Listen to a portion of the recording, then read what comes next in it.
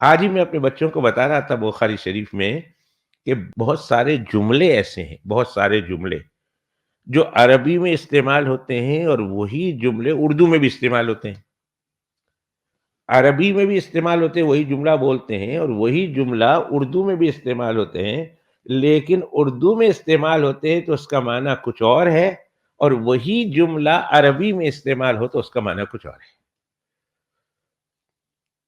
وہ میں نے ان کو مثال دیتے ہوئے آج ہمارے سبق میں آئی باب مباشرت الحائض، کہ ایک عورت جو مینز میں ہے، پیریڈ میں ہے، اس کے ساتھ مباشرت کرنا کیسا ہے۔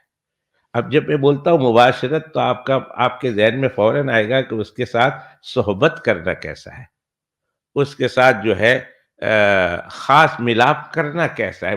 پر عربی میں مباشرت اور معنی میں ہے اور اردو میں مباشرت اور معنی میں ہے۔ اسی طرح حضرات محدثین کی اصطلاح میں صحیح کچھ اور ہے اور اردو میں صحیح کچھ اور معنی میں استعمال ہوتا ہے۔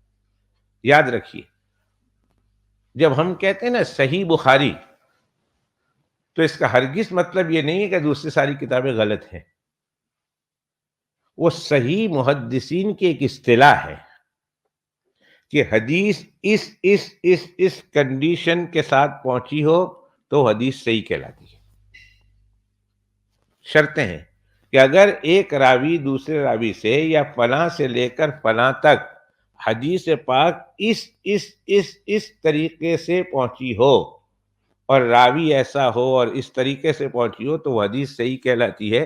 اگر وہ حدیث صحیح اس طریقے سے نہیں پہنچی تو وہ حدیث صحیح نہیں ہے، وہ حدیث حسن ہو سکتی ہے، وہ حدیث حسن لعینی ہو سکتی ہے، وہ حدیث حسن لغیری ہو سکتی ہے۔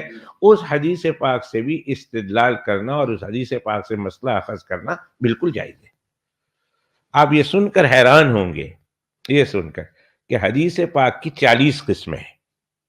حدیث پاک کی کتنی قسمیں ہیں؟ 40۔ اس میں سے ایک قسم صحیح ہے۔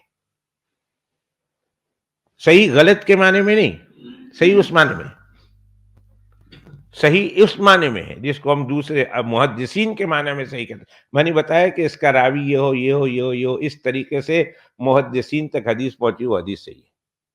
اور یہ بھی آپ کے لیے، اگرچہ آپ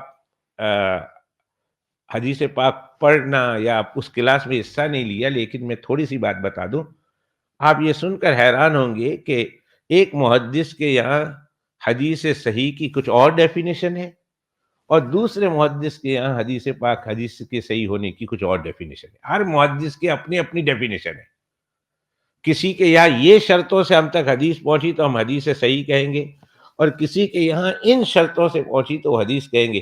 کوئی ضروری نہیں کہ ایک حدیث امام بخاری رحمۃ اللہ علیہ کے یہاں صحیح نہ ہو، لیکن امام ابو داؤد رحمۃ اللہ علیہ کے یہاں وہی حدیث صحیح ہو، اور ایک حدیث امام مسلم رحمۃ اللہ علیہ کے یہاں صحیح نہ ہو، امام ترمذی رحمۃ اللہ علیہ کی نگاہ میں صحیح ہو۔ تو حدیث صحیح ہونے کے لیے یہ صحیح غلط کے مقابلے میں نہیں، صحیح غلط کے مقابلے میں نہیں، صحیح اس کے معنی میں کہ صحیح حدیث کی 40 قسموں میں یہ حدیث صحیح نہیں ہے۔ تو پھر کیا حدیث ہے؟ اس حدیث پاک کون سی حدیث ہے؟ پھر وہ اس میں تقسیم ہوگی کہ حدیث اس درجے کی ہے، یہ حدیث اس درجے کی ہے، یہ حدیث اس درجے کی ہے، یہ حدیث اس درجے کی ہے۔